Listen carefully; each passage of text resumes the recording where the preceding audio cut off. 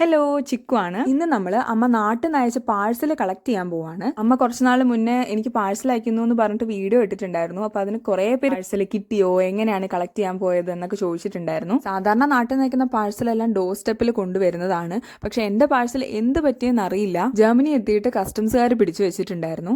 അമ്മ നാട്ടിൽ നിന്ന് അയച്ചത് 28 കിലോ ആണ്. അപ്പോൾ അതെല്ലാം കൂടെ ഒരുമിച്ച് എന്തായാലും കൊണ്ടുപോകാൻ പറ്റില്ല. അപ്പോൾ അതുകൊണ്ട് ഞങ്ങൾ 2 ട്രോളി ആയിട്ട് പോവുകയാണ്. കസ്റ്റംസ് ഓഫീസ് ആണെങ്കിൽ ഉള്ളിലൊരു പട്ടിക്കാട്ടിലാണ്, അങ്ങോട്ടേക്ക് ബസ്സും ഇല്ല, ഒന്നും. അതുകൊണ്ട് ഞങ്ങൾ നടന്ന് പോവാണ്. ശരിക്കും പറഞ്ഞാൽ ഓഫീസിൽ എത്തിയിട്ടാണെങ്കിലോ അവര് ഫുള്ള് ജർമ്മനിൽ എന്തൊക്കെയോ പറയുന്നുണ്ടായിരുന്നു. ഞാൻ വിചാരിച്ചു അന്ന് അവര് പെട്ടി തരില്ല, അത്രയ്ക്ക് സീരിയസ് ആയിട്ട് എന്തൊക്കെയോ പറയുന്നുണ്ടായിരുന്നു. ഇതിപ്പോ പോസ്റ്റ് ഓഫീസ് വഴി അയച്ചതുകൊണ്ടല്ല കേട്ടോ ഇങ്ങനെ വന്നത്. എന്റെ ഫ്രണ്ടും ഇതേപോലെ പോസ്റ്റ് ഓഫീസ് വഴി അയച്ചിട്ട് തന്നെ അവളുടെ ഡോർ സ്റ്റെപ്പിൽ കൊണ്ടെത്തിച്ചിട്ടുണ്ടായിരുന്നു. ഓവർ വെയിറ്റ് ആയിട്ടോ വേറെന്തോ പ്രശ്നം കൊണ്ടാണ് ഇത് പറ്റിയത്. പക്ഷെ എന്തായാലും പെട്ടി കിട്ടി. വീട്ടിൽ നിന്ന് അയച്ചിട്ട് 3 ആഴ്ച കഴിഞ്ഞിട്ടാണ് എനിക്കിവിടെ കിട്ടിയത്. പെട്ടിന്നുള്ള സാധനങ്ങളെല്ലാം കാലിയാക്കി ട്രോളിയിലാക്കി ലോക്ക് ചെയ്ത് കൊണ്ടുപോവാണ്. ഞങ്ങൾ 5 പേരായിട്ടാണ് കേട്ടോ പോയത്. ഭയങ്കര ഹെൽപ്പായിരുന്നു ഇവിടെ എല്ലാവരും. ഈ പെട്ടി അടയ്ക്കുന്നത് സങ്കല്പാണ്, അവനെ പ്രത്യേകം മെൻഷൻ ചെയ്യാൻ പറഞ്ഞിട്ടുണ്ട്. പിന്നെ കൂടെ വന്നിട്ടുണ്ടായിരുന്നത് ജ്യോതി, ഡോണ, അഭിരമ്യ ഒക്കെ ആയിരുന്നു. ജ്യോതിക്ക് ഒരു യൂട്യൂബ് ചാനലുണ്ട്. ചാനലിലെ ലിങ്ക് ഞാൻ ഡിസ്ക്രിപ്ഷൻ ബോക്സിൽ ഇടാം.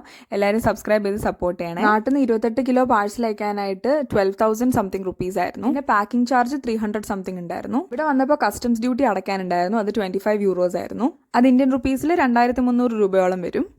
അങ്ങനെ പെട്ടിയും പിടിച്ച് നമ്മൾ വീണ്ടും നടത്താൻ തുടങ്ങി. കുറച്ചധികം ദൂരം നടന്നു കഴിഞ്ഞാൽ ബസ് സ്റ്റോപ്പ് ഉണ്ട്. അപ്പൊ അവിടെ നിന്ന് ബസ് കയറി പോവാം. ഉരുട്ടി ശരിക്കും നമ്മളെല്ലാവരും ഭയങ്കര ടയേർഡ് ആയിട്ടുണ്ടായിരുന്നു. ഇവിടുത്തെ റോഡൊക്കെ സൂപ്പർ ആണെങ്കിലും നടക്കുന്ന വഴി കൂടെ ട്രോളി ഉരുട്ടുന്നത് ഭയങ്കര ബുദ്ധിമുട്ടാണ്.